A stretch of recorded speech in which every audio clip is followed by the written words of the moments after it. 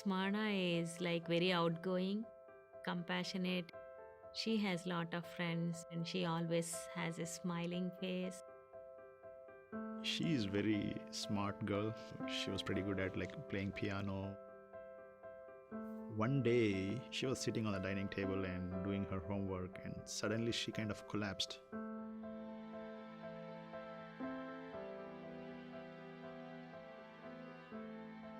To see how the nurses pushing her in this long hallway.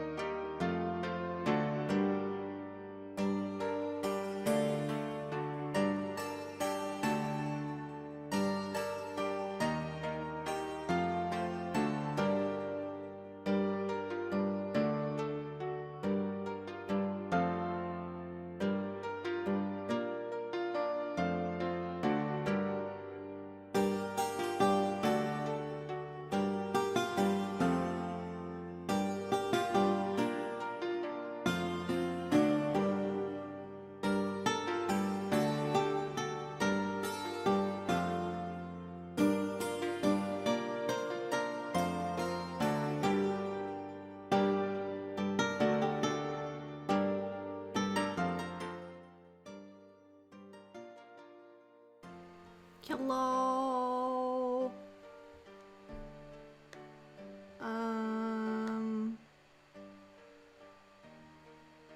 Sorry, just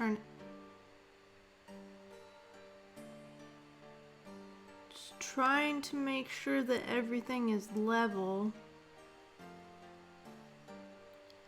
Why is that? Hold on a second here. I'm just trying to see if I was echoing. I think maybe the music might have been echoing. I don't know. I got too many things on this OBS. Yeah, that seems to be good. Can you still hear me? Hi, Fred. Thank you for the follow, by the way. It's good to see you. How are you doing?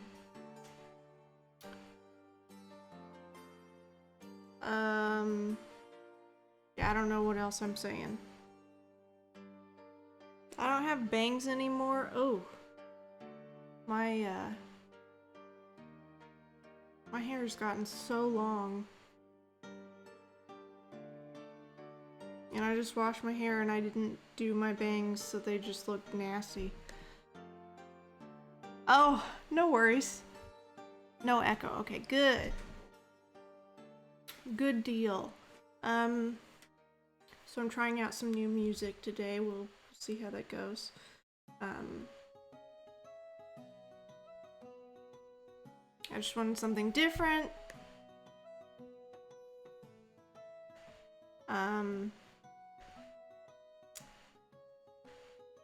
Will you let me know if the, how the music sounds, if it's too loud? I just kind of want it to be in the background, you know, while I'm reading. Or if you think it's good. What else am I saying? Oh, I need to get my, paper for timestamps. And I need a pen.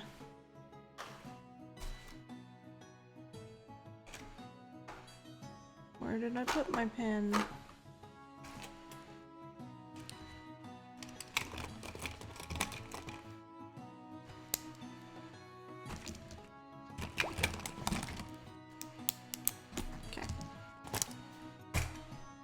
Okay, so,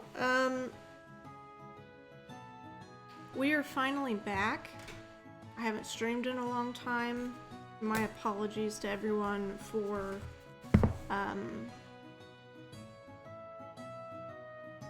this being so late. I don't know if we're gonna be able to finish it today. I think we might be able to. I'm going to try to finish the book today, but I am sorry for it being so long, to give you this final push, the last part of Truly Devious. I don't really have an excuse except life and this stupid pandemic. That's really what's been going on.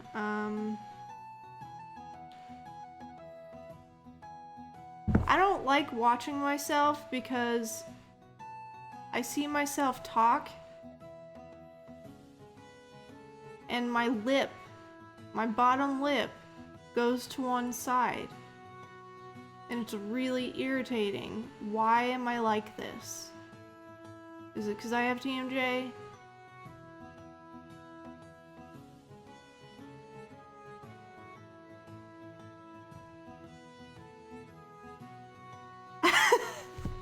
Sorry, nobody cares. I hate watching myself too. Okay, well, I'm glad it's not just me. So far it sounds good. Okay, thank you.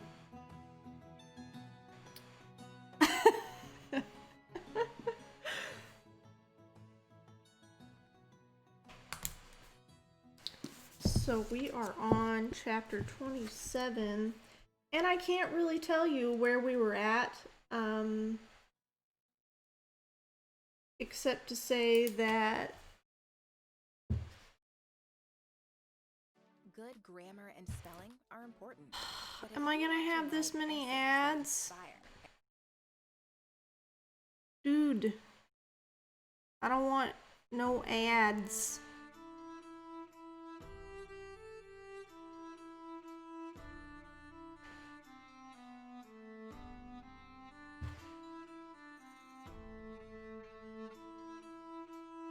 Okay, so what happened last was Stevie was talking to Beth, who was the girl that Hayes had kind of hooked up with in the YouTuber world.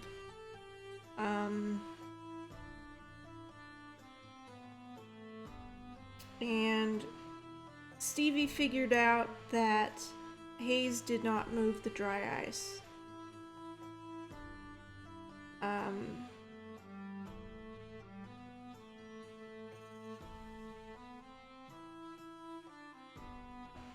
Because the time didn't match up.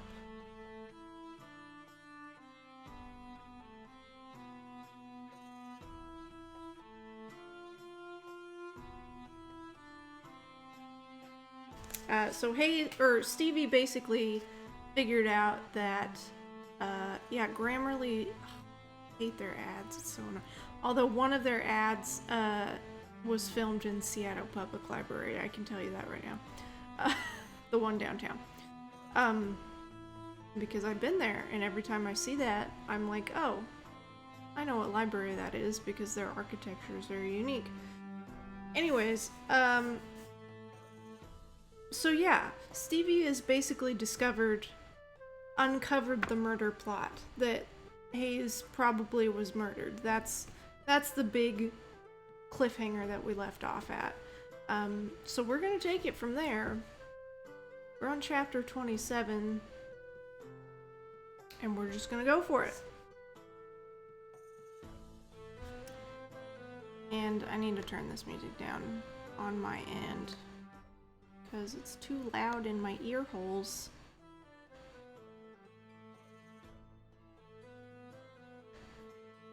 Alright.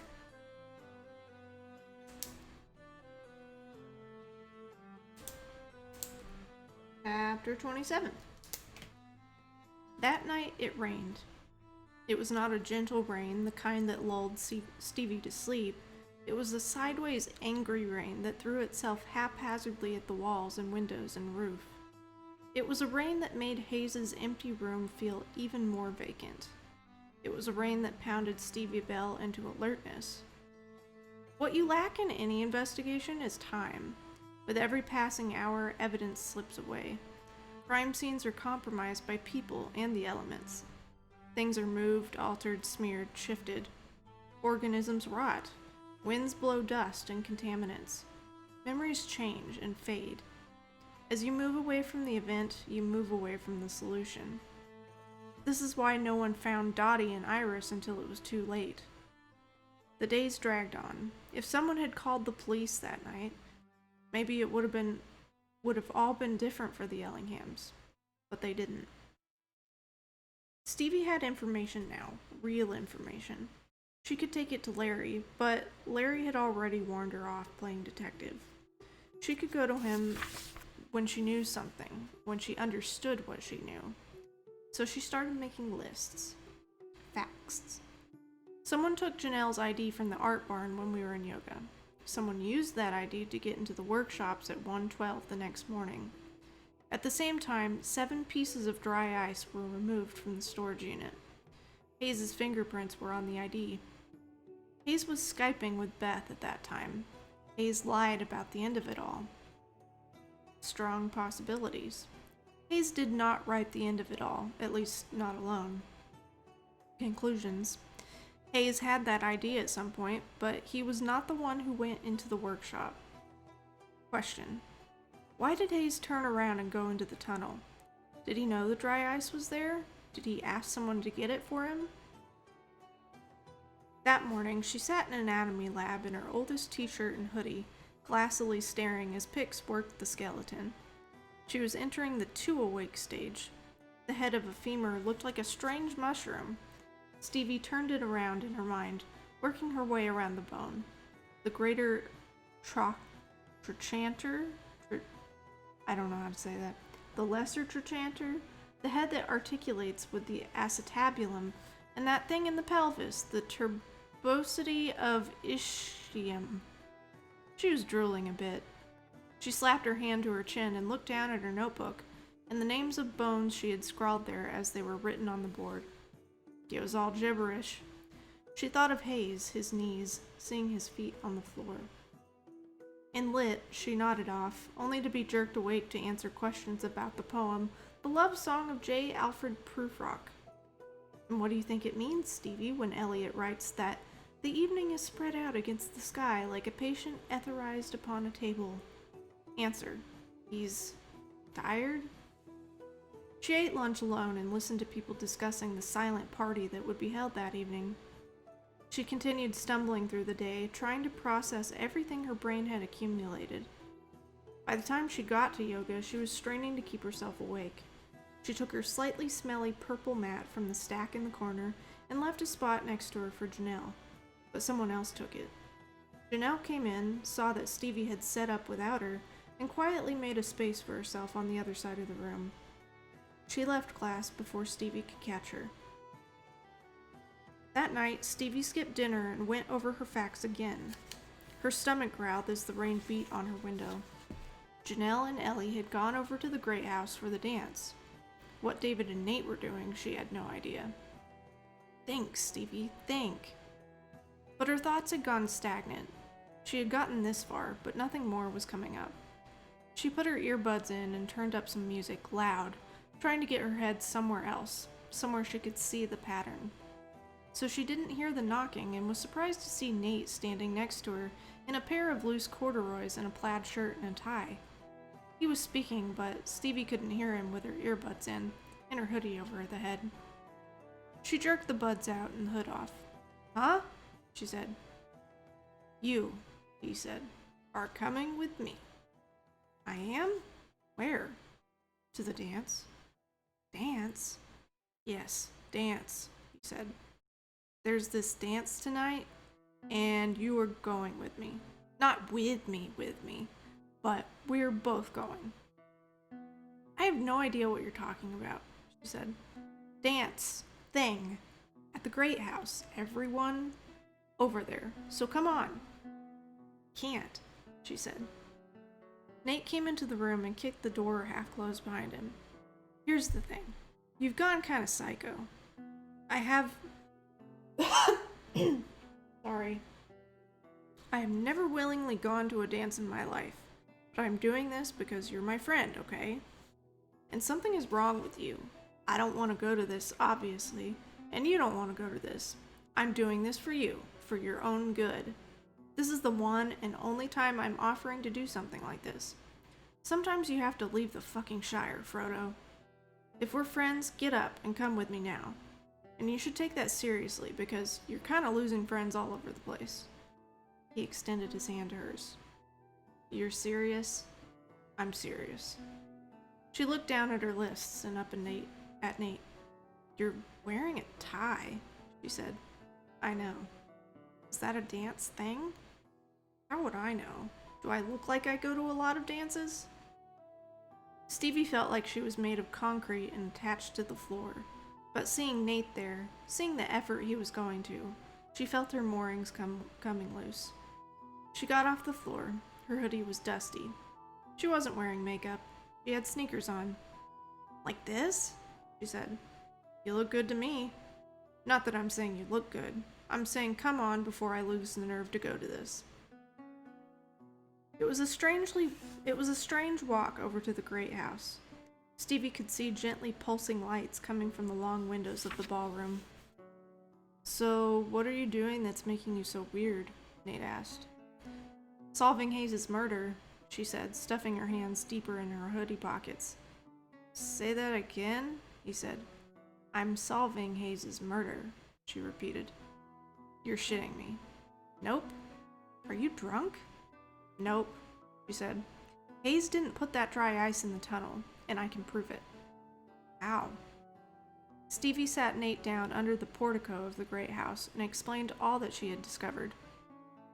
Okay, he said. So this is why you've been weird. Mostly, she said, looking up at something flying past the cupola? I don't know. A bat, probably. Ellingham was full of bats. Nate saw it too and got right to his feet.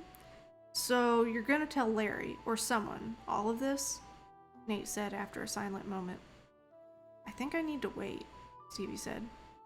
Why? For what? If I do this wrong, if I'm wrong, the whole school could be shut down, she said. If it's an accident and Hayes did it, we're okay. If there's someone out there, we're all in trouble. But something has happened. You have proof that Hayes didn't do this himself.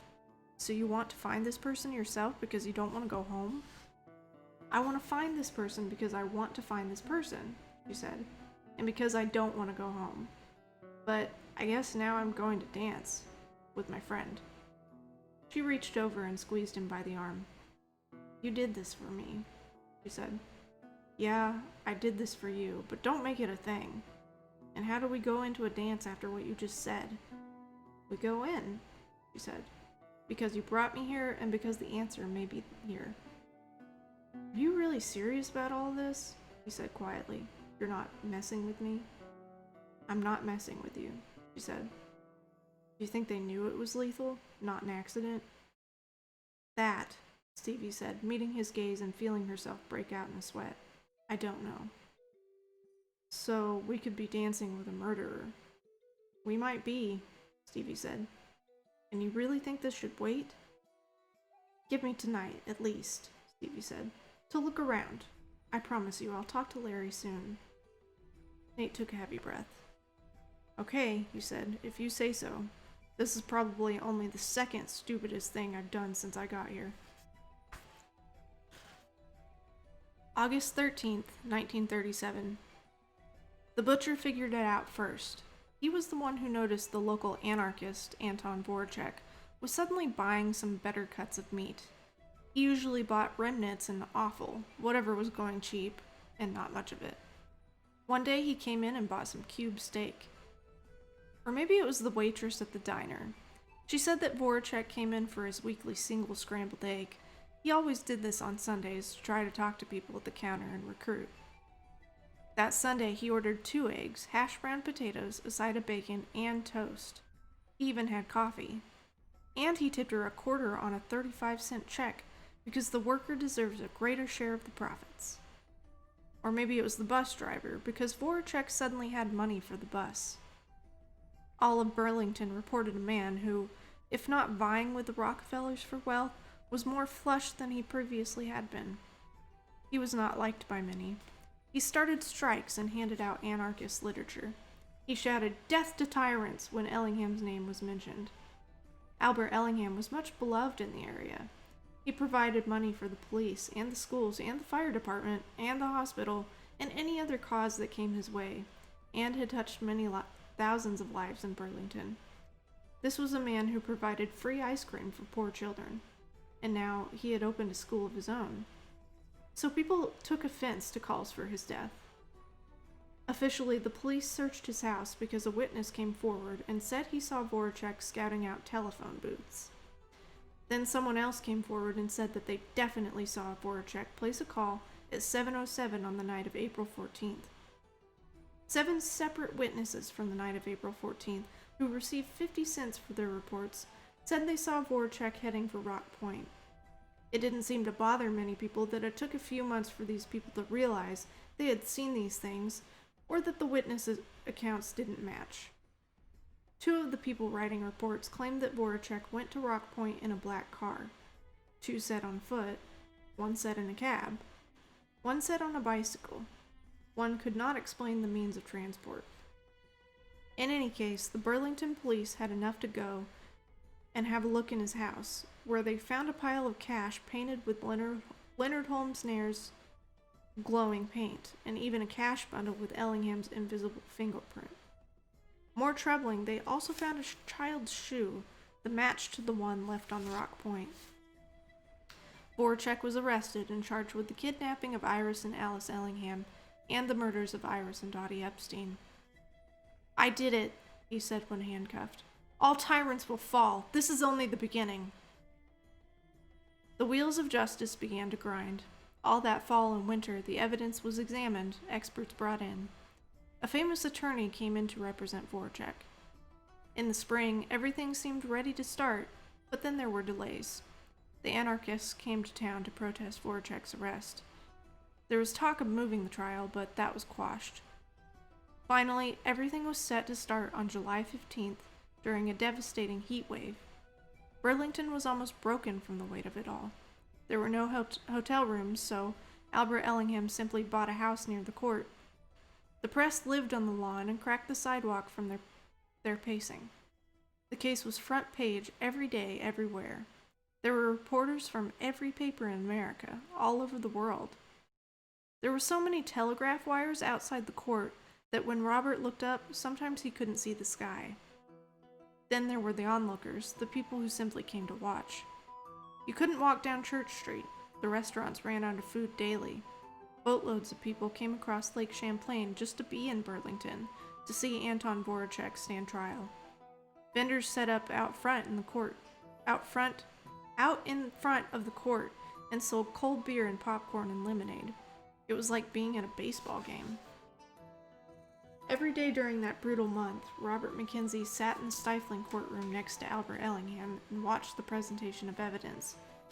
He took notes that weren't really necessary, but he was the right hand, and the right hand needed to do something.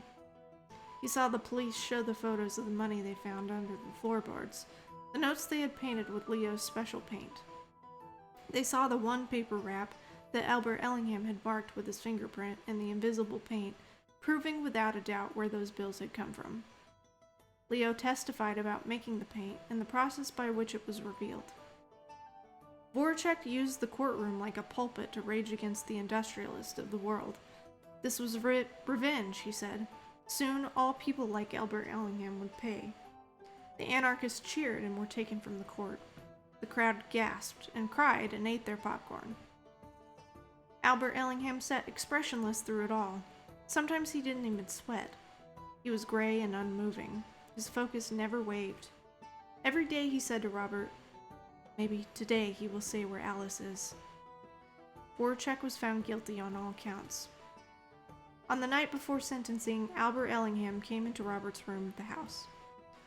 "We're going to the court," he said simply. "I'm going to talk to him." Robert grabbed his hat and followed. They surprised the journalists, many of whom were off having dinner or eating sandwiches on the grass. They walked down Church Street, a gang of people on their heels barking questions. Because of the interest in and the sheer magnitude of the event, Anton Voracek could not be housed in a normal jail. A cell had been built in the basement of the imposing custom house and post office next to the court, in a space usually reserved for storage. George Marsh met them there. "He's this way," he said, beckoning them down the darkened hallway to the stairs. Robert and Ellingham were escorted inside, down through the sorting rooms and the sacks of mail, into the empty depths. There, behind a specially constructed barred door, sat the man convicted of it all. He was small, with a sharply pointed beard and bright eyes. He was dressed in the rough brown coveralls he had been given to wear in his cell. Robert could tell they had not been washed in some time. There was even a smell, even a few feet away. The cell Anton Voracek occupied had a cot and a wooden bench. Buckets had been provided for bodily necessities. There was no window, and the light came from outside the cell, so he was mostly in darkness. "They keep you safe down here," Ellingham said in greeting. Anton Voracek blinked and took a seat on his bench, hunching his knees close to his chest. A guard brought a wooden chair for Albert Ellingham, and he put it directly in front of the bars so he could look deep inside the cell. "Tell me where she is," Ellingham said. "Tell me who helped you. There's no way you did this alone." Anton Voracek said nothing. For an hour he sat in silence and Ellingham watched him. Robert smoked with George Marsh and the guards. They stood and shifted on occasion, but no one broke the spell. "They're going to put you in the electric chair, you know," Albert Ellingham finally said, leaning back. Anton Voracek finally left his seat and came to the bars and gripped them tightly. "Why does it matter who I am?" he said. "Your kind destroys mine every day." "Why does it matter who I am?" Robert thought. What a strange thing to say. "This is your last chance," Ellingham said. "What does it matter?" Voracek said. "What does it matter?" Albert Ellingham almost quaked from the force of his speaking. "If you tell us where Alice is, I will speak to the judge. I'll go to his house. I'll plead on your behalf. You can keep your life, even if you tell us where her body is." There was just the tiniest quiver at the word body. Anton Voracek stared at Ellingham for a long moment, and the look he'd had on the stand vanished. The mask was dropped, and a human sat in front of them. A human who looked sympathetic? "Go home, old man," Voracek finally said. "I have nothing for you." "Then I will watch you die," Ellingham replied. He stood and pushed back the chair. On the way back upstairs, George Marsh put a hand on his back. "He was never gonna crack, Albert," he said. "Tomorrow, it'll end." "It never ends," Ellingham said. "Don't you understand? Tomorrow it begins." Robert Mackenzie slept poorly that night, even worse than he had in the last brutal weeks. Usually he could beat through the horror and heat to get a few scattered hours, but this time he turned and twisted the entire night through. He went to the window and looked at the moon hanging over the city and Lake Champlain. It was almost ridiculous to say something felt wrong in a situation where everything was wrong, but something bad was coming. He dressed at dawn, splashing himself with cold water. He found his employer ready as well. They arrived at the courthouse early and stood in the hall, waiting for Voracek to be brought around for this final day. On that last day, something changed. Instead of bringing Voracek in through the back, as they had every day before, the police walked him around the front. Voracek held his head high as he walked to meet his fate. The press crushed in, and the crowd erupted in shouted questions and small explosions from the camera flashes. Robert would later remember that he didn't hear the noise at all, that it blended in completely with the shouting and the flashes. Voracek crumpled, possibly tripped. The crowd seethed, and suddenly someone started yelling, "Down! Everyone down!" George Marsh grabbed Albert Ellingham and pulled him into the vestibule of the courthouse. Robert Mackenzie was caught in a general wave of people and police lunging for the door. He heard cries of shot and gun. Everyone was screaming and running. Voracek was dragged into the courthouse lobby, his shirt thick with blood on his hands, smeared on his face. Leonard Holmes Nair, who was there that day, would later paint the scene, lashing red paint over the small form on the ground. The police pushed everyone back, and a doctor came forward, but it was clear that there was nothing to be done. In his final moments, Voracek attempted to speak. Mostly blood and foamy spittle came from his mouth, but Robert was close enough to hear him say, "Did not." Then Anton Voracek died.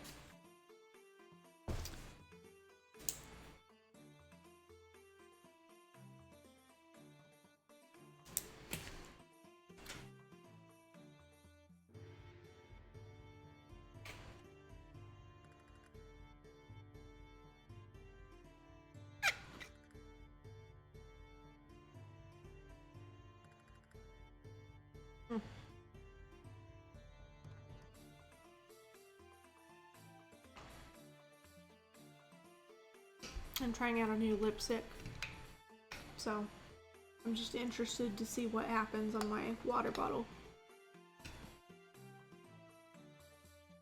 And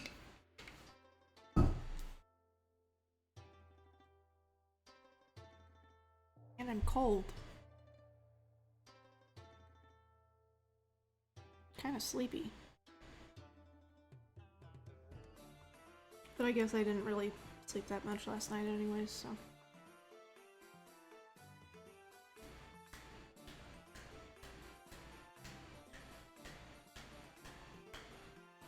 This music is alright, there's not much music for, like, mystery themes, so I tried something, but I didn't like it at all because it was very, like, synthesizer-y. I was trying this because it was much more, like, genuine.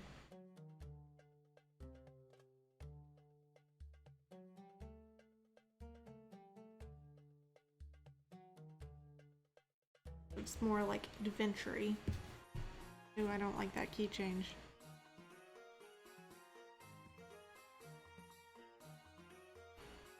And I'm assuming the volume on it is okay, but... Okay. Shall we continue with chapter 28?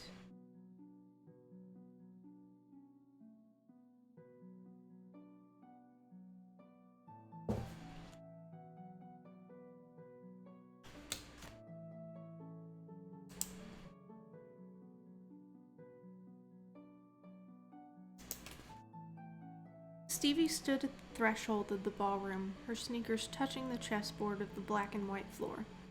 The lights were dimmed, only a few of the gold sconces were turned on at half brightness, and beat in time with some unheard song. Around her, the rest of Ellingham was gyrating with glowing pink and green headsets on their heads, to music Stevie could not hear. "I feel like I'm walking into a metaphor," Stevie said. "Hey!" Kaz danced over to them. He was wearing a black suit jacket with a red flower in the pocket. "Glad you guys could make it. Here." Stevie and Nate were each presented with a pair of glowing headphones. "Just turn them on and dance," Kaz said. With their headphones on, Stevie and Nate entered the ballroom.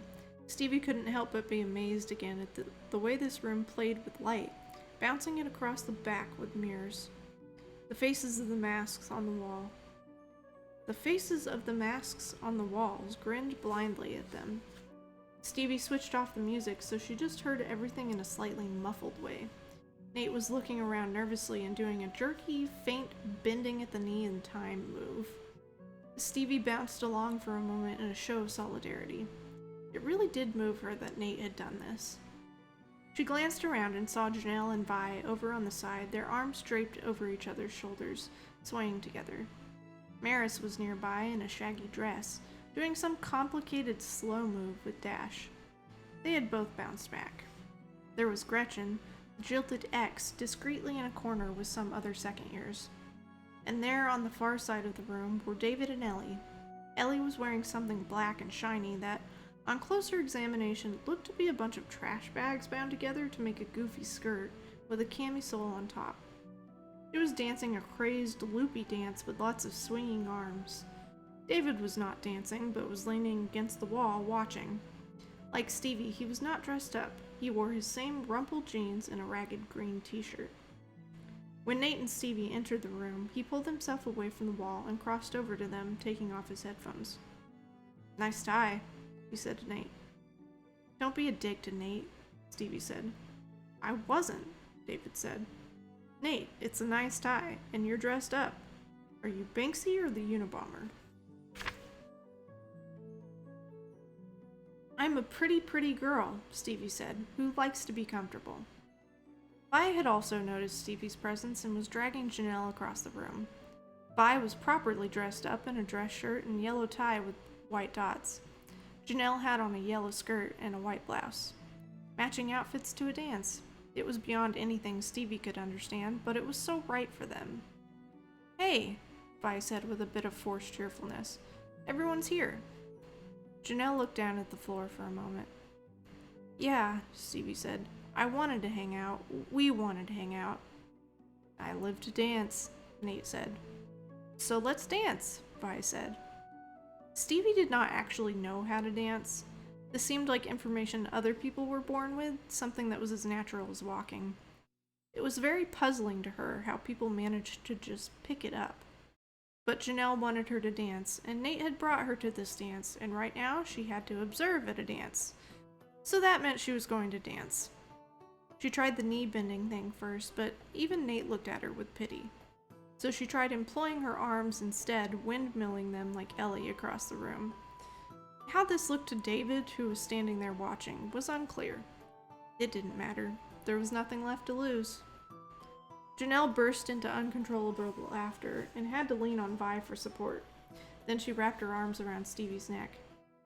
"You are ridiculous," she said. "I know," Stevie said. Janelle and Vi swung back into each other's arms and started dancing more slowly. Stevie looked at David, but he had already turned and made his way back to the wall. She ignored the ache this caused. At the end of so many Agatha Christie books, Poirot would gather the suspects to look at them. If Ellingham was gathered in one room tonight, then she could examine everyone at once. Look for someone who would have reason to put that dry ice in that tunnel and never come forward. Look for the reason Hayes turned around. She rotated, taking in this room decorated in honor of masks and mischief. Commedia players on the wallpaper and masks supporting the lights.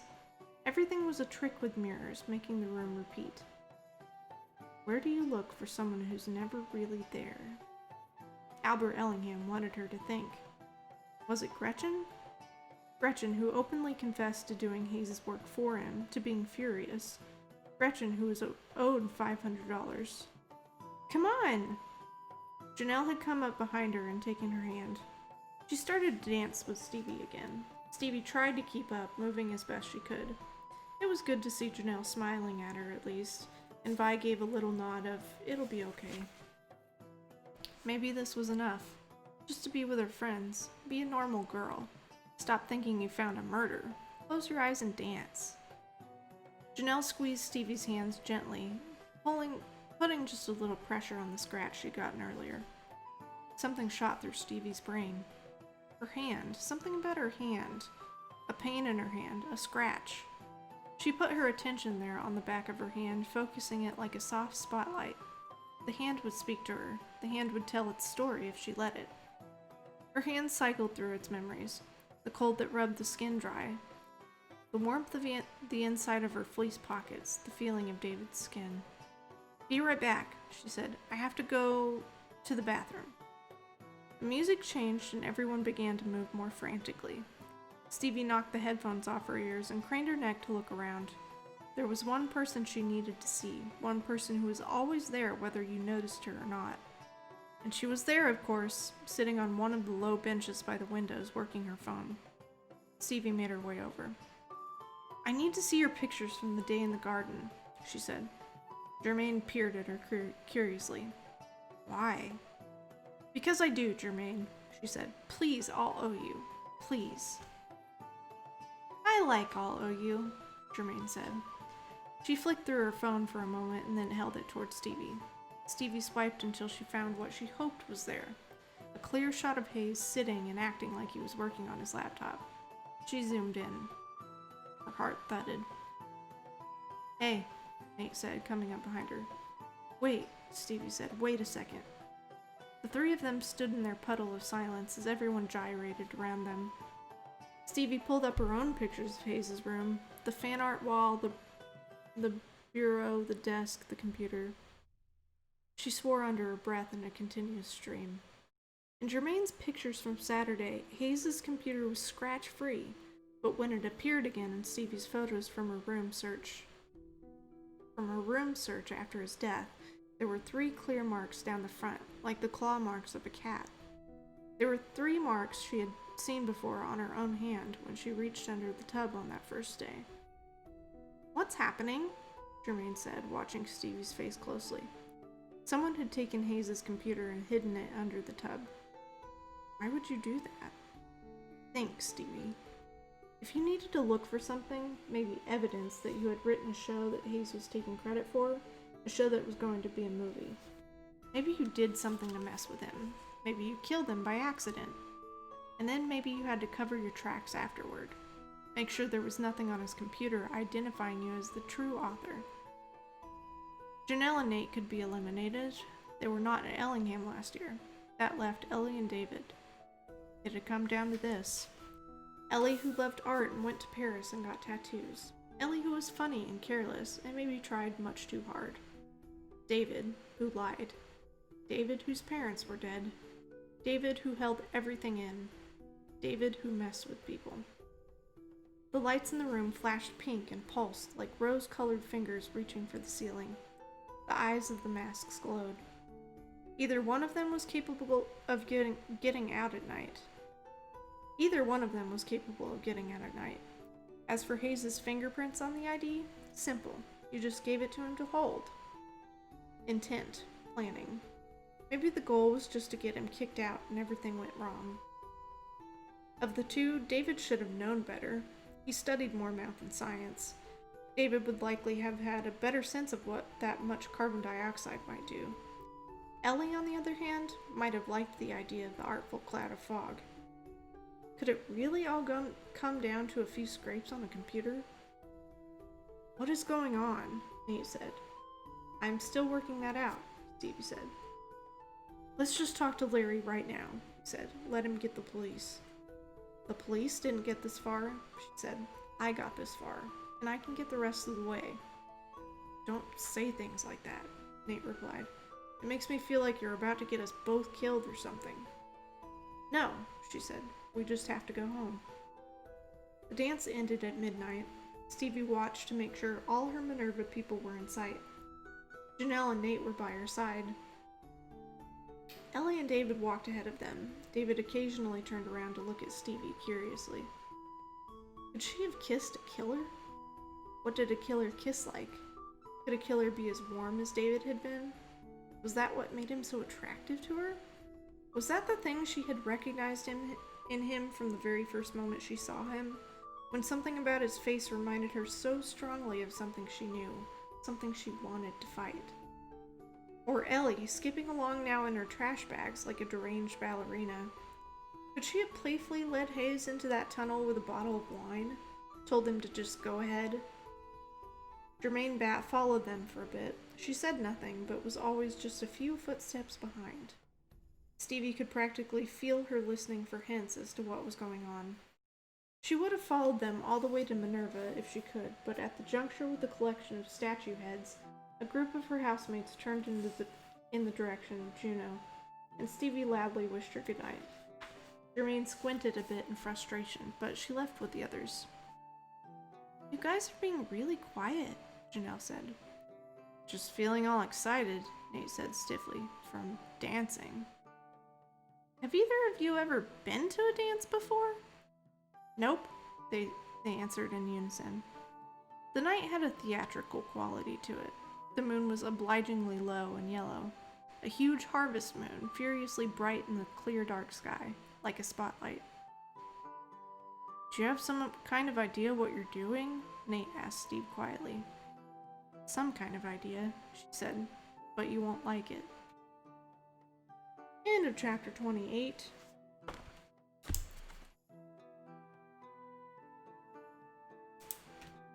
And I think I'm going to make some tea. So if you guys don't mind, I'm going to leave you with some music and put you on a Be Right Back. So take this moment to get your drink, get up, stretch, do whatever you need to do, and I'll be right back.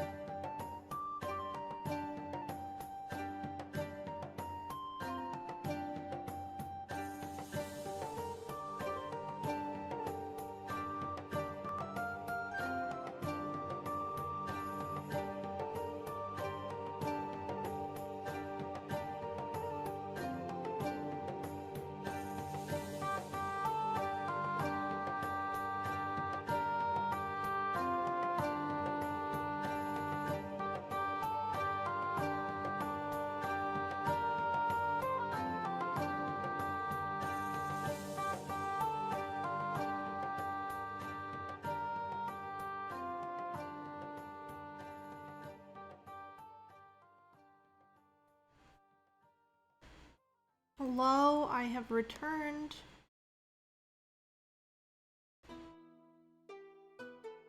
Oh, okay. I have returned with some tea. And music is back on. Thank you for the welcome back. You also got tea? What kind of tea did you get? I got some tea from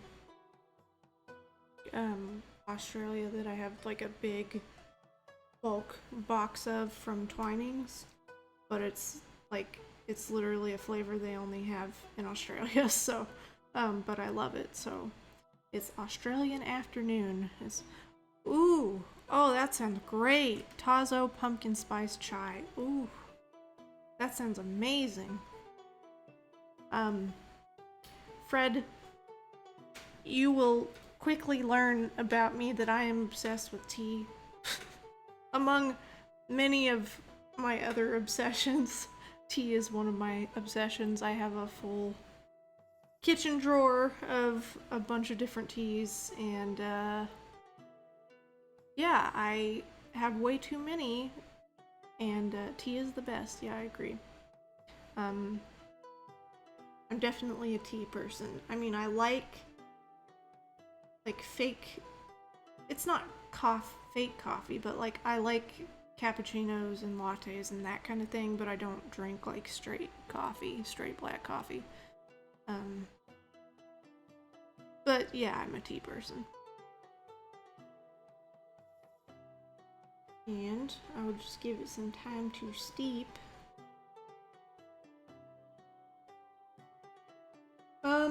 Okay, so we're on chapter 29, and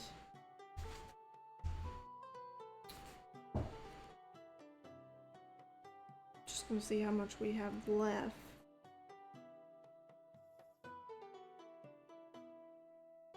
I believe chapter 30 is the last chapter. It is. Okay. So yeah, we'll finish this today. There's not that much more left. So I can handle a latte once in a while, but I've never cared for coffee much. Tea is much better. Yeah. Yeah, and usually if I... Kissing a killer, and how does a killer kiss? Oh! Yeah, so David is the love interest for Stevie in this story, and at this point, everyone's a suspect, so she can't count David out. And things are weird between them right now. It's just kind of up in the air, because they made out, but Stevie doesn't really want to talk about it, and it's just awkward because Stevie also went through his stuff without asking, so. I forgot what I was gonna say.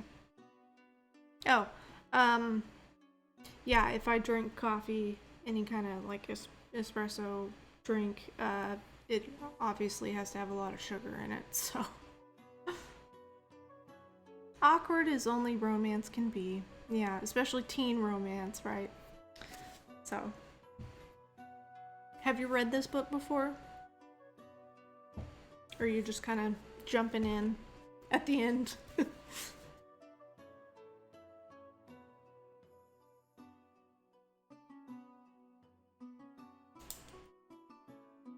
Which is totally fine, obviously.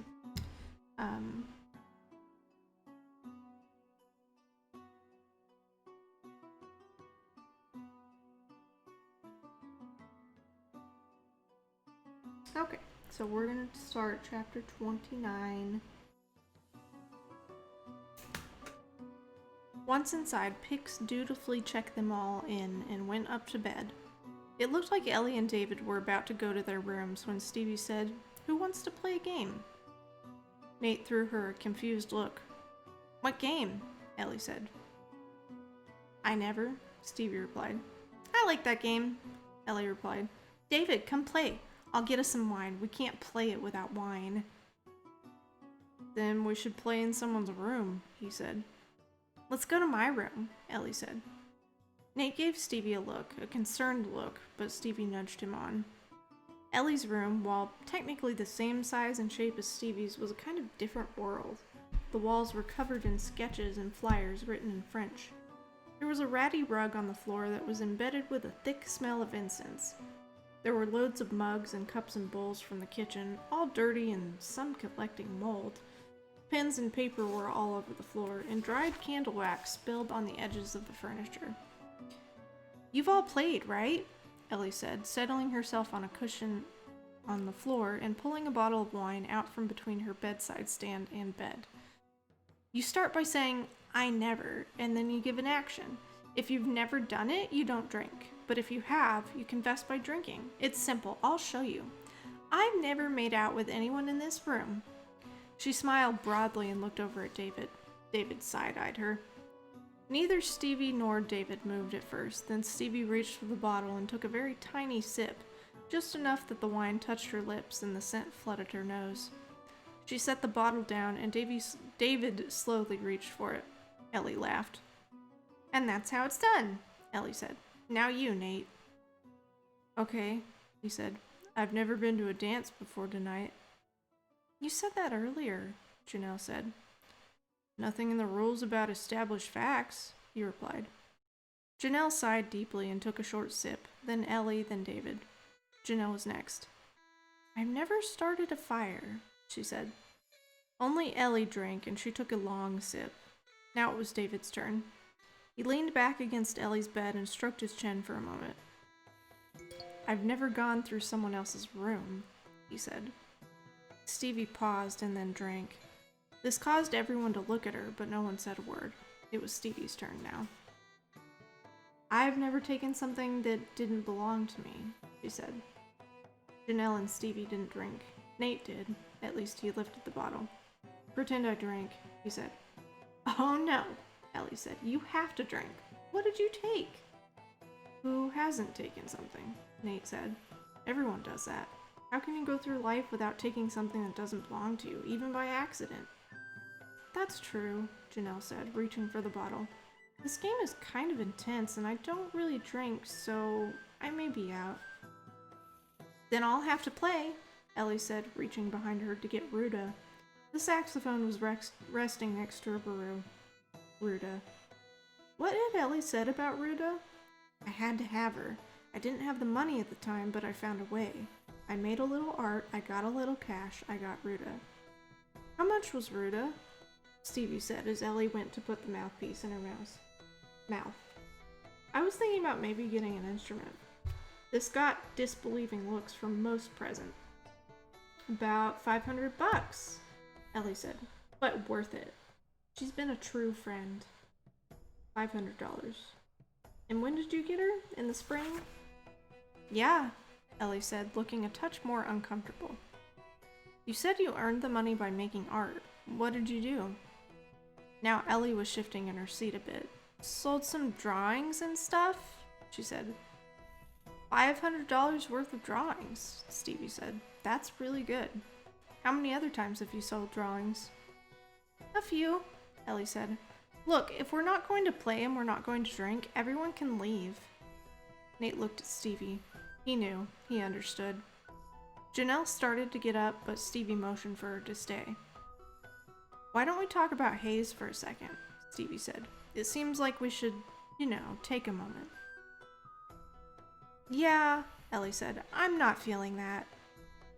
What are you doing, Stevie? David asked. He was smirking, but there was real concern in his voice. The thing about Hayes, Stevie said, he kind of took stuff that wasn't his. He would have had to drink just then. He had other people do his work, like me, like Nate, like Gretchen. Ever do any work for Hayes, Ellie? Ellie's eyes were locked on Stevie now. They were such a light brown that they were almost a gold color. What are you even talking about? Ellie said. Yeah, Stevie, David said. What are you talking about?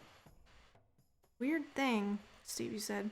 Hayes himself told me that he made the end of it all in Florida at the start of last summer. He lied. He made it on June 4th, and Ellingham closed for the summer on the 6th. What? Ellie said. I know this because I went through his room. Stevie cut in. I go through rooms. I'm the worst. I get curious when things don't make sense. But I found some things out. I found out Hayes lied. He made the show here, and he didn't make it alone. And last spring, he borrowed $500 from Gretchen, his ex-girlfriend, that he never paid back. And you paid $500 for making some art last spring and bought Ruta. You're being a freak, Stevie, Ellie said, but there was a tremble in her voice. Get the hell out of my room. Everyone get the hell out of my room. Something else, Stevie said. Some time between the times Hayes died and the time I went into his room, someone had taken his computer. That person shoved it under the tub. It left 3 scratches down the front. Those scratches weren't there before. There's proof. Stevie, Janelle said, her voice fearful. What's going on? But Stevie had gone down the road now, and there was no going back. There was a thick atmosphere in the dark room, with the stink of old patchouli and paint. There was no coming back from this night, this sudden drilling into Ellie's background and Hayes' life and death. If she was wrong about this, she would have to pack up and go. She felt like someone walking out onto the branch of a tree, feeling it bounce and give under each step. And she loved the feeling. One more thing. Beth Brave. She was Skyping with Hayes at the time Hayes was supposed to have been removing the dry ice from the workshop. Did he know about the dry ice? Was it his idea? Ellie's face had taken on the cast of one of the masks on the wall of the ballroom. Features wide, long, stretched in emotion. Get out of my room, Ellie said. Everyone get out of my room. David had shifted and was now half squatting. Janelle was moving back toward the wall. Nate, however, was like a rock, watching all of this with folded arms. Stevie, David said slowly. You know this thing that you're saying is kind of intense? I know, she said. So you'd have to be pretty sure. I am. So I helped him with his show, Ellie said. God, I helped him with his show. The first piece slid into place. The movie, Stevie said. He was going to go to Hollywood and work with PG Edgerton and take all the credit. So? Do you think I wanted people to know I helped make a zombie show? I just needed money for Ruta. So why did you take his computer? Stevie said. The police were here. You had to see if there was evidence on there about your involvement because you knew. I knew it didn't look good. Hayes said all kinds of dumb shit. Hayes did dumb things and he died, and I'm sad about it, and now you all need to get out. When no one moved, she got up herself, snatching her bag from the floor. Ellie, David said, getting up and following her. Where are you going? He reached out for her, but she yanked her arm away. She hurried down the hall to the common room and was at the door in a moment. Stevie scrambled to her feet and followed. Ellie threw open the door and hurried outside. Right into Larry. I texted him about 15 minutes ago, Nate said, coming up behind Stevie. I kind of didn't want you to get us all killed. Fair, Stevie said, slumping against the wall. That's fair. The residents of Minerva were taken as a group to the Great House, where everyone was loaded into Albert Ellingham's office. The night closed in around the house, and Larry drew the heavy curtains. Charles looked like he'd been woken up and was dressed in a pair of jeans and a cashmere sweater. Dr. Quinn was also present, wearing a stark black dress and looking like she had been called back from some other affair. Hicks came down with them and oversaw the proceedings in an oversized sweater and army pants. Ellie compacted herself into one of Albert Ellingham's leather chairs, tucking her head into her knees. The events of the evening were recounted. When Stevie was finished, the room was silent for several moments. Element? Charles said, finally speaking. Did you help Hayes write the show? Sure, Ellie said. Fine. I helped him with his show. Who cares? Didn't that show make a lot of money? Larry said. I have no idea, she said. I don't care about money. I grew up on a commune.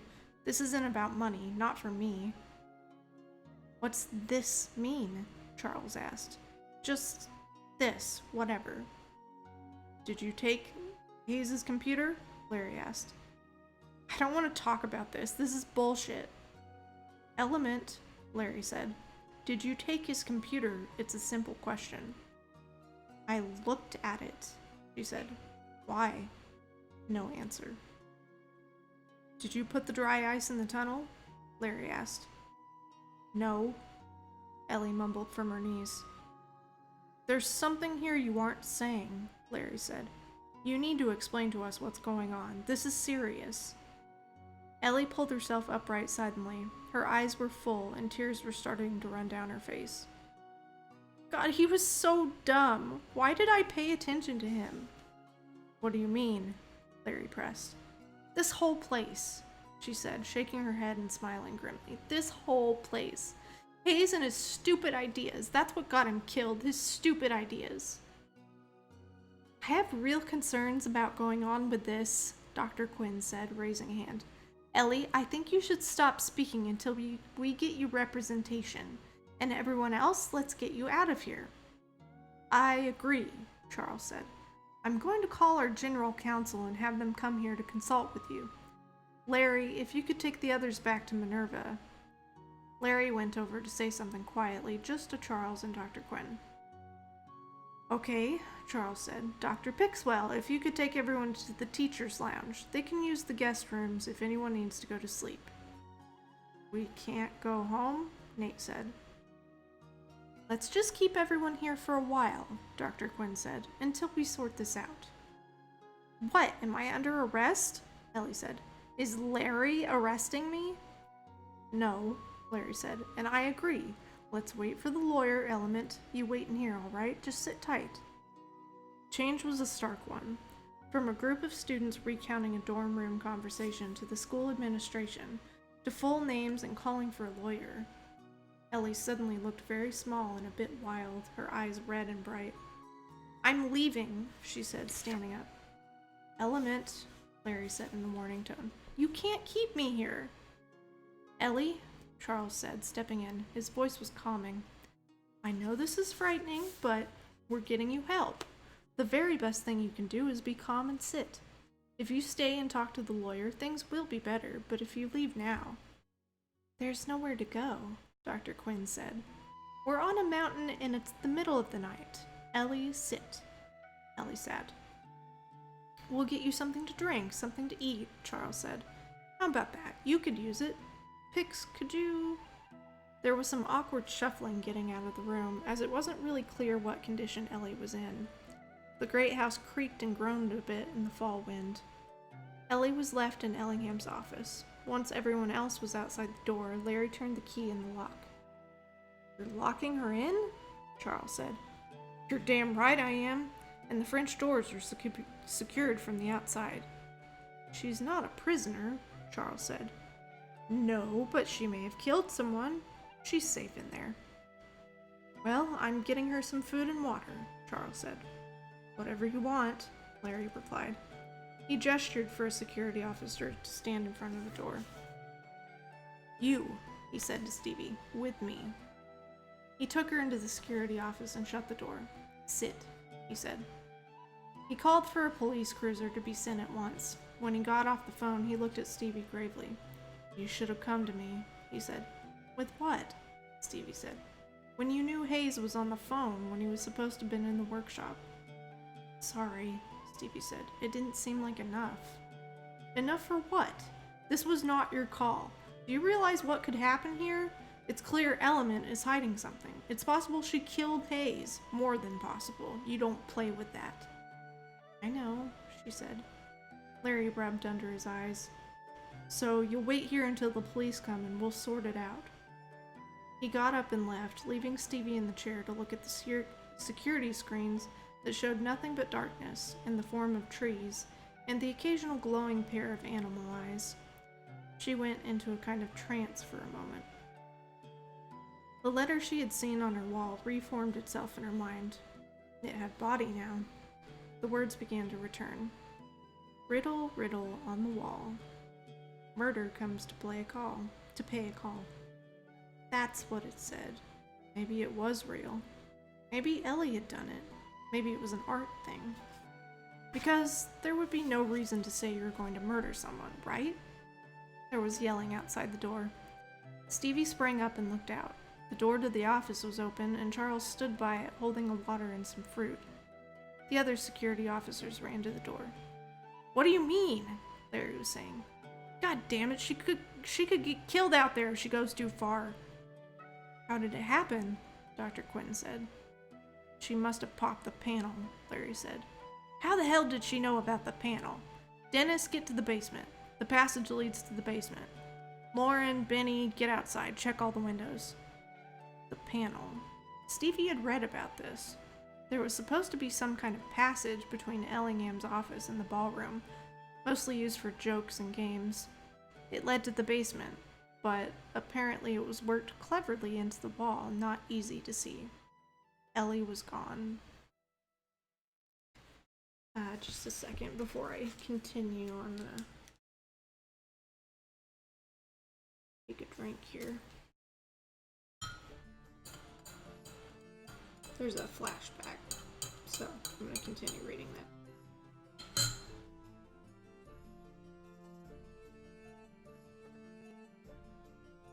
Still pretty hot.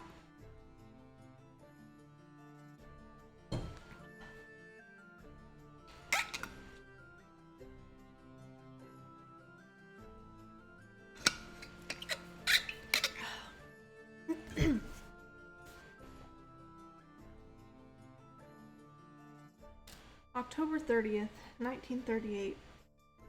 This particular morning was stunningly bright and blue, a perfect fall day, not a cloud in the sky. The trees were holding on to the remains of their golden crowns.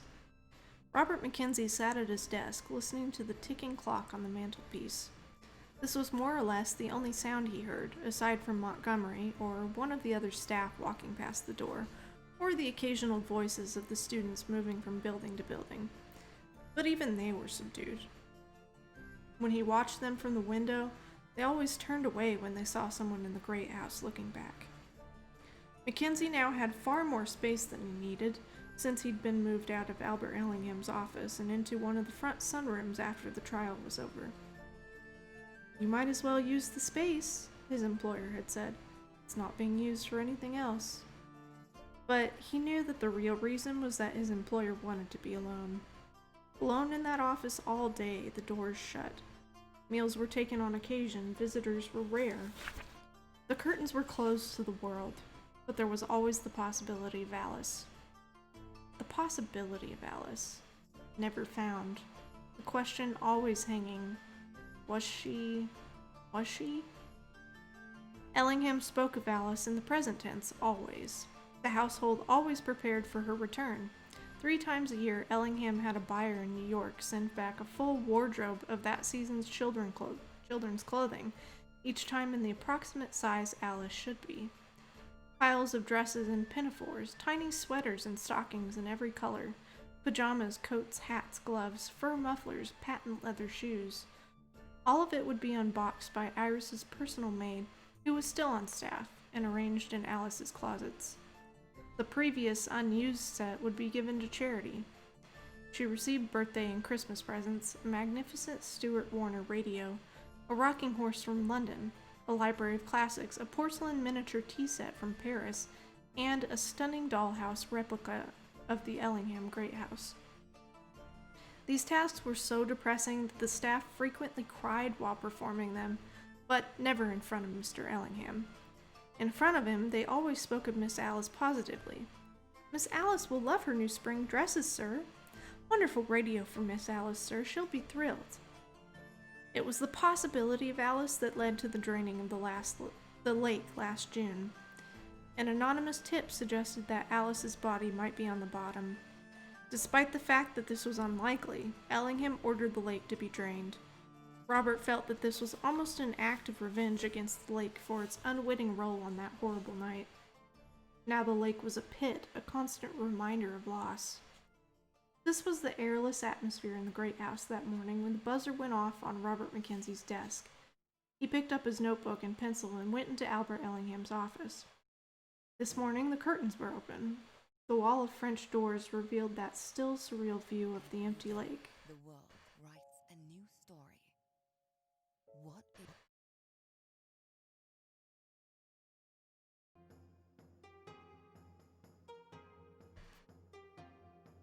Robert would never quite get used to seeing the gaping wound in the ground. "I'm going to the yacht club," Ellingham said. "The weather is fine and clear. I've asked Marsh to come with me. We could both use some time in the air. We've been in the dark places too long." "That's a very good idea," Robert said. "Would you like me to arrange a picnic basket for the trip?" Albert Ellingham shook his head. No need. Here, I wrote a riddle this morning. What do you think?" He passed Robert a Western Union slip. Albert Ellingham hadn't written a riddle in some time, so Robert took it eagerly. "Where do you look for someone who's never really there?" Robert read. "Always on a staircase, but never on a stair." He looked up at his employer. There was a strange intensity in his eyes. "It may be the best riddle I've ever written," Ellingham said. "It's my riddle of the Sphinx. Those who solve it pass. Those who don't..." The thought trailed off. He plucked the paper back and set it on his desk. "I have something very important for you to do today, Robert," he said, putting a paperweight on the riddle. "Get out in the air. Enjoy yourself. That's an order." "I'm going to. I have about 10 pounds worth of correspondence to get through first." "I mean it, Robert," Ellingham said more sternly. "The winter will be here soon, and you'll wish you took advantage of days like this." The remark was so thick with meaning that Robert had no reply. "You're a good man, Robert," Ellingham said. "I wish you had the happiness in your life that I've had in mine. Remember to play. Remember the game. Always remember the game." He would remember later that Albert Ellingham didn't look morose as he said those words. There was more vigor in him, suggesting perhaps that he was making a marble monument of his grief. Maybe it was time to resume life. It had been a year since the trial. Maybe it was time. Robert ignored the order to go out and had a productive afternoon at his desk. He handled calls from New York and the new movie division in Los Angeles. He caught up on correspondence. He barely noticed the passing hours and the creeping dark. His mind felt lighter than it had in some time. Perhaps, he thought, everything might turn around a bit. Perhaps Albert Ellingham would begin to heal. He wasn't old, he was rich, he was vital. He might marry again, have another family. Perhaps the terrible curse on this place would be dispelled. Perhaps something would be made right again. At 7:30, Robert stopped, satisfied at all he had done. There was a tidy stack of completed paperwork. His correspondence tray was empty. It was fully dark, and the wind had picked up. It whistled around the corners of the room and snaked down the chimney. Robert lit a fire and called for his supper. The cook was always happy to make food for someone who would actually eat, so soon he had a heaping plate of chops and creamed spinach and potatoes. He switched on the radio and settled down at his office table. He was looking forward to the Mercury Theater program. They had done some very good shows recently, productions of Sherlock Holmes and Around the World in 80 Days. The program was one of the highlights of Robert's week. Just as the music played and the announcer said, "We take you now to Grover's Mills, New Jersey," the telephone rang. Robert put down his napkin, turned down the radio volume, and answered it. "Robert Mackenzie," he said, wiping a touch of creamed spinach from the corner of his mouth. "This is Sergeant Arnold." His voice was breathless and almost breaking. "Can you confirm Albert Ellingham, his boat? He took the boat out." "Yes, hours ago," Robert replied, "with George Marsh." "He hasn't returned yet?" "No," Robert said. "He said he would likely stay in Burlington. What's going on?" "There were reports of a boat going down off South Hero," the sergeant said. "An explosion." There was a hollow sound in Robert's ear, a feeling of falling, of many things converging to a point as he listened to the following words in low drum of the radio, and the sound of his own heart echoing through the halls of his body. He would later say that he felt like he was floating up to the ceiling, looking down on the room for a moment. He would always remember the strange conversation he'd had with Albert Ellingham that day. His riddle of the Sphinx. The command to enjoy. It was like Ellingham knew that this was his day to die. The riddle would run through Robert's head for the rest of his life, but he never did figure out the solution.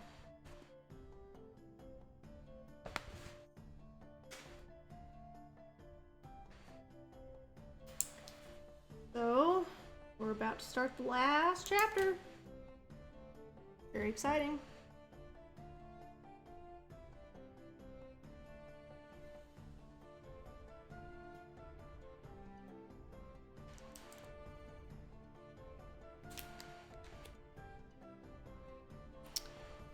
I noticed it's on Kindle Unlimited, so I'll have to read it. I'm not usually one for spoilers, but I really wanted to watch your stream. Gotcha. Well, I mean, I think we're probably so far in that your spoilers won't be too heavy, I guess.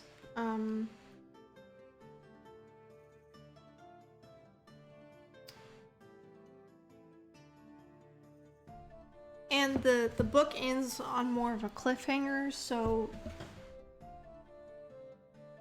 I would say you're probably safe to go ahead and keep listening on the last chapter, but it's totally up to you. I love this series. So it's a series of books, and there are at least 3. It's been confirmed that a 4th book is coming out, but I'm not sure what the details are of it yet. I still need to look it up and see if it's like a prequel or if it's just continuing or something. I don't know why it would be a prequel. That doesn't really make any sense. But yeah. So this is the first book, and when I started reading this series, I could not stop. Especially because this first book ends on such a big cliffhanger. So, I highly recommend it if you want to get into it. I always have to put a couple ice cubes in my tea because I have no patience for it to cool. By the time I get to reading it, I've probably forgotten everything you read. Yeah. Oh, no, I'm right there with you. My memory retention isn't very good either.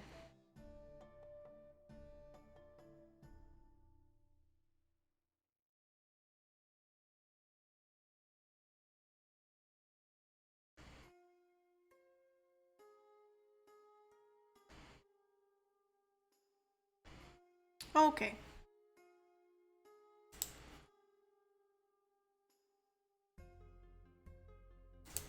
So, let's finish it up. Chapter 30.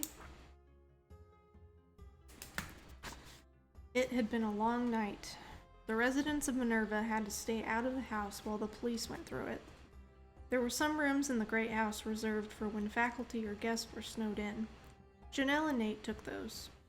David was in the faculty lounge on the sofa.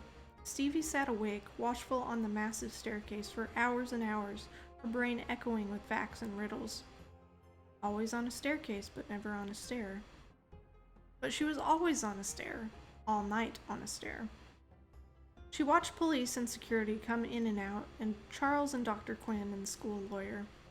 The search was made of the property, but little could be done in the dark. The woods were dark and deep. There was talk of bears, but not of moose. Still no moose. A window was found propped open in the basement, and a pile of boxes beneath it. Gone, gone, gone. Up the mountain, down the mountain, around the mountain? Who knew? So Stevie sat in the throbbing heart of the great house, once again the scene of a search in the night. In the wobbling version of reality playing in her tired and overextended brain, Stevie ran through the events of the last few weeks, finally settling on the message she had seen on her wall a few nights before Hayes died. Riddle, riddle on the wall. So many riddles. She rubbed her hands over her face and covered it for a while. She nodded off like that for an unknown period of time until she was woken by a cup of coffee being held out to her. "Not sure if you want to sleep like that," Larry said. "There's a cot in the security office and more sofas upstairs." "I don't want to sleep." Sometimes it's not about what you want. Stevie shook her head. Did you find her? She asked. It's getting light now. The chopper is coming in. Can I go outside? Get some air? Larry rocked back on his heels.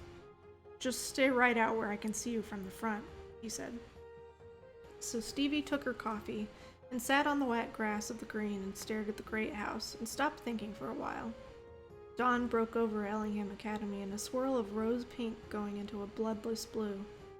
Stevie watched the newly risen sun come up over the great house like a celestial game of peekaboo. She wasn't out there that long before she saw someone else come out the front door.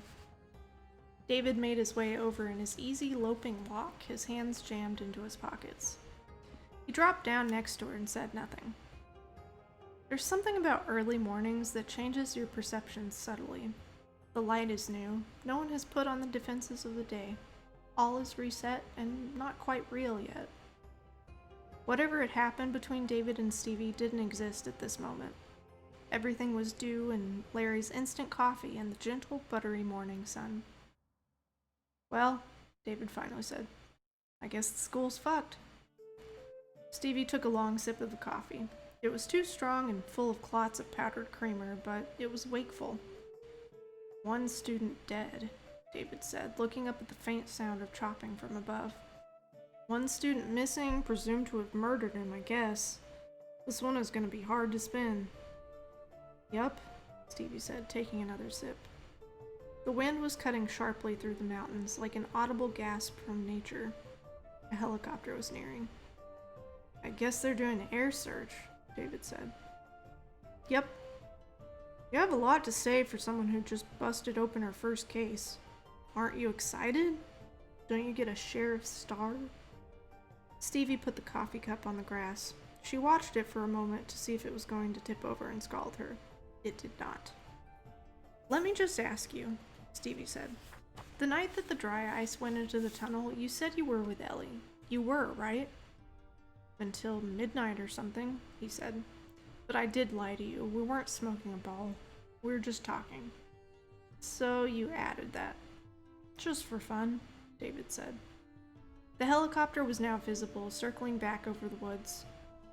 I still can't believe this, he said. Ellie's not malicious. I get that something is happening here I don't understand, but she doesn't hurt people. Not on purpose, anyway. I don't know. Maybe I don't know anything. Do you have any idea what she was saying at the end?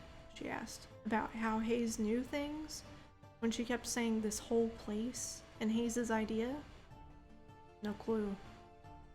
Stevie rubbed the grass between her fingers until she stained her fingertips green. Maybe it was just the lack of sleep. She'd put it together.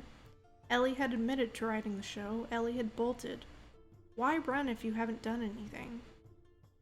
She thought of Hercule Poirot, and how he would hesitate when he lined up the facts and found that something did not tally. He always talked about the psychology of the crime. Things here were not clean. They were not clear. Just like Voracek. He had had the money in his possession. Voracek even admitted to the crime, but there was no way it was Voracek. Two police officers came out of the trees from the direction of Minerva. One carried a box. Looks like they've gone through her stuff, David said. I guess we can go back. They both got up, stiff and tired, with wet grass impressions on the backs of their clothes.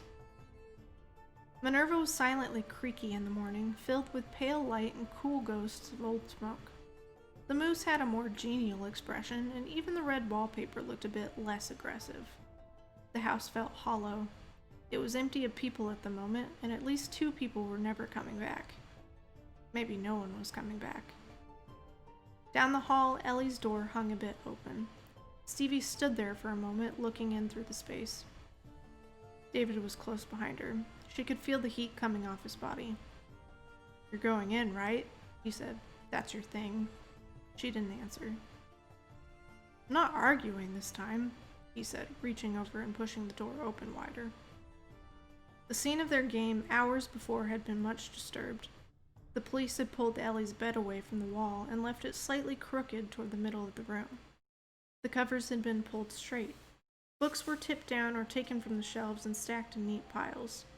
The drawers were all closed, which meant they'd gone through them all. Last night, most of Ellie's drawers were cocked or ajar with something sticking out of them. It actually looks cleaner in here after the cops went through it, David said. He poked around the edge of the bed before sitting down. Stevie looked over at him. In the morning light, his face looked gentle. There was something a little angelic about David. His large eyes and the light curl to his hair. She remembered her mother commenting on the way into the property that the statues were strange angels, and she had said no, those are sphinxes. Angels or sphinxes? She really needed sleep. She sat next to David on the bed and stared at Ellie's things. Her canvas backpack, the pile of dirty clothes in the corner, the scatter of pins on the floor, the little phrases she'd written on the walls. There was a framed picture next to her bed, one with dozens of people in it. That had to be the commune she had spoken of. Ruta leaned against Ellie's bureau, glinting in the sun and looking lonely. I'm sorry, Stevie said, sort of to Ruta and mostly to David. Sorry? About going through your stuff. I felt bad since the second I did it. I just wanted to know about you, and you were being weird. This is a great apology. Fine, she started again. I was wrong.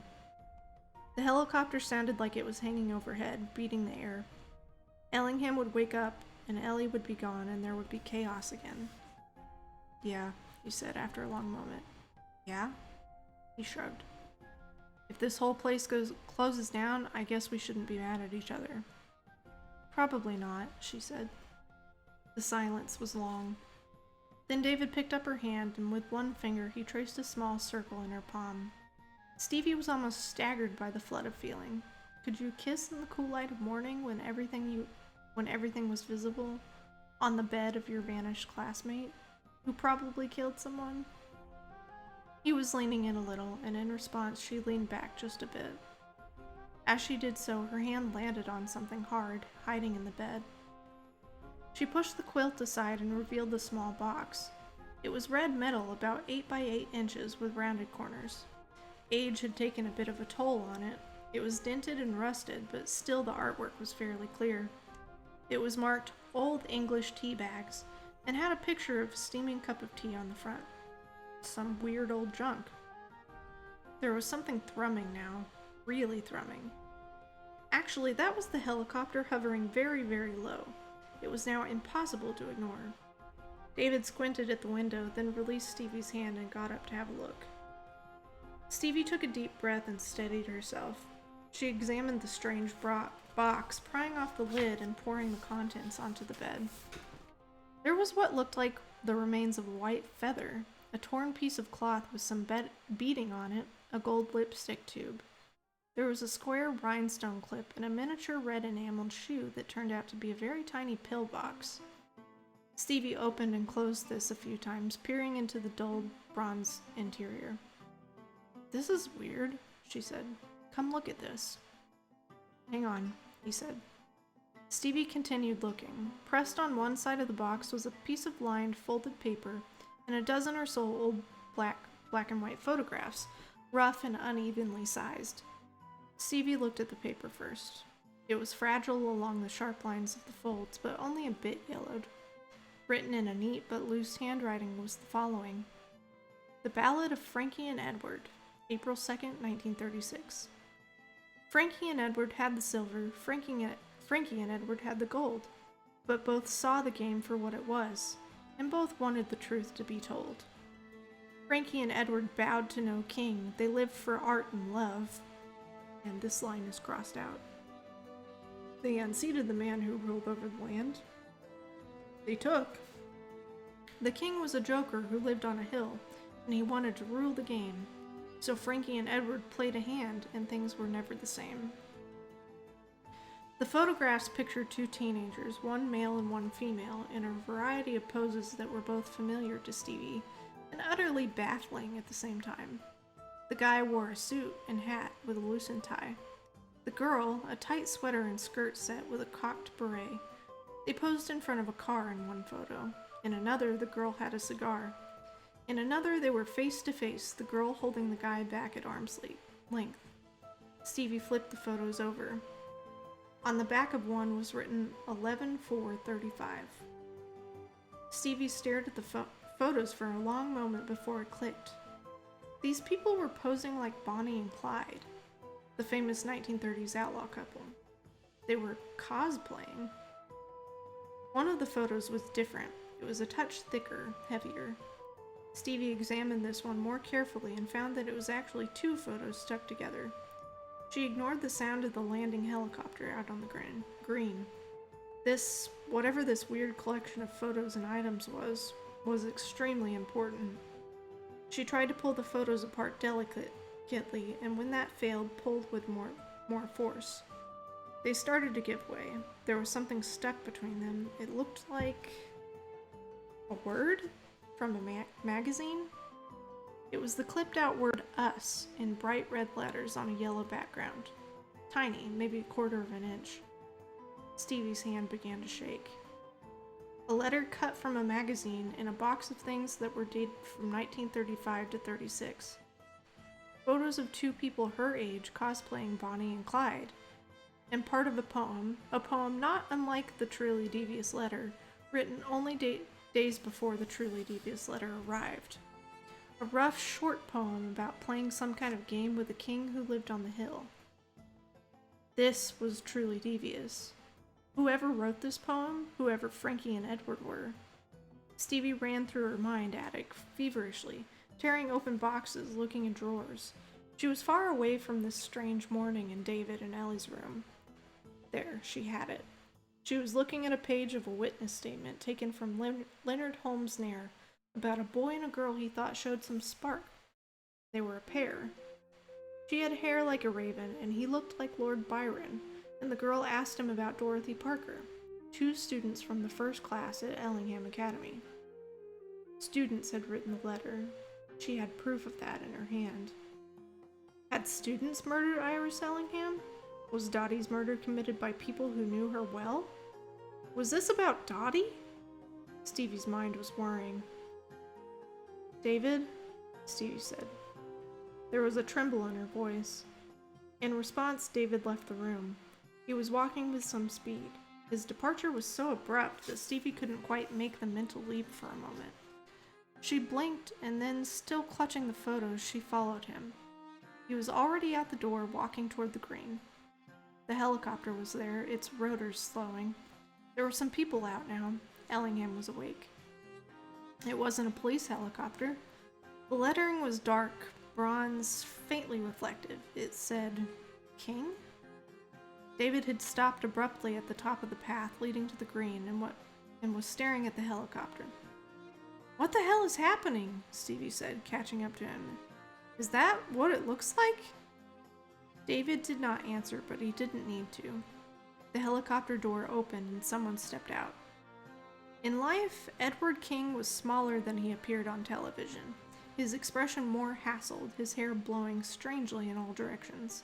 He ineffectively tried to smooth it down. David still hadn't moved.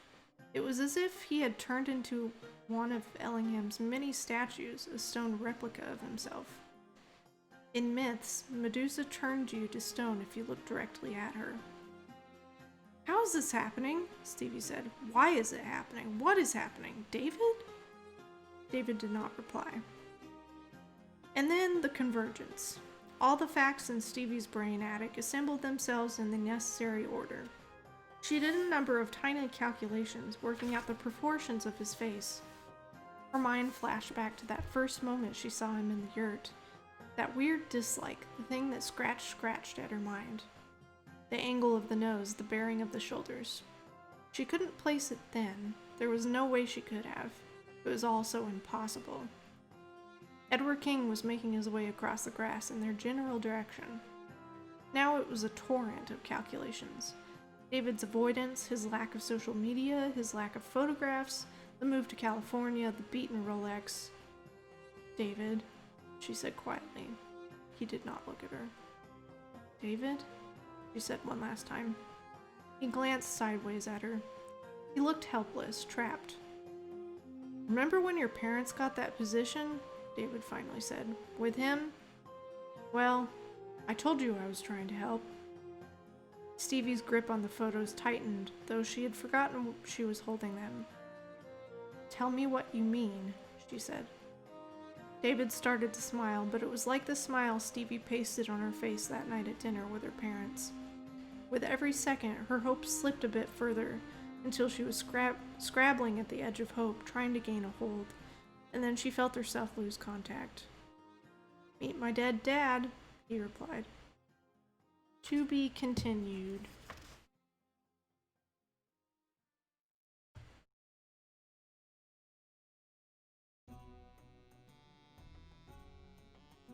So, that is the end of the first Truly Devious book.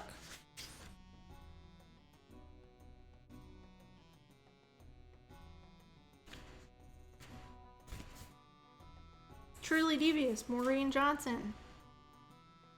Well, talk about a cliffhanger. Yep. That is how it ends.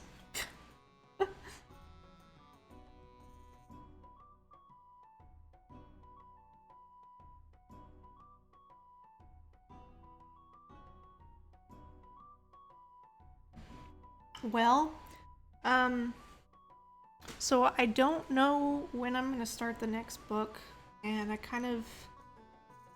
have to decide on something concerning my read streams.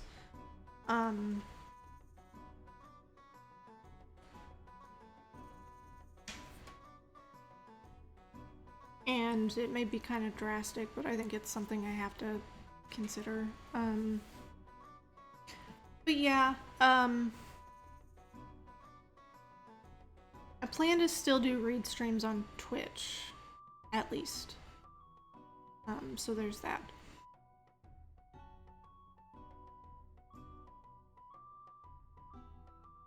What's my other announcement? My other announcement is that I will be doing a special stream on Thursday at 3 o'clock Central Time PM. I'm gonna be doing like an IRL stream. I'm not sure how I'm gonna set it up yet, but I plan on going through my makeup collection, which has gotten big again, because it needs to be organized, and I should probably downsize a little bit and declutter. And I thought, since we have some people in the fam who are also interested in makeup, I thought it might be fun to go through it together and just talk about makeup. And then if I have time, I might put together a look on stream, because I have a lot of new stuff that I haven't used yet, so I thought that might be fun.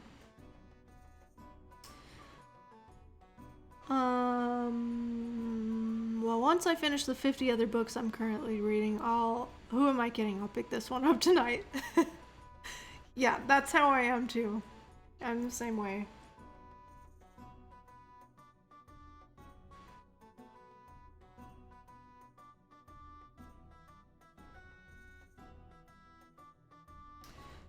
So anyways, thank you for being here, Fred, and anybody who's lurking, I appreciate you as well. I hope to see you on Thursday, and then, I'm not sure when I'll start the next book. Hopefully it'll be soon, perhaps next week sometime, because I have plans for, the weekend streams as well. Which may be some Nancy Drew, but I gotta figure that out. So, thank you all for being here, and I hope you have a wonderful rest of your afternoon, and I will talk to you later. Bye.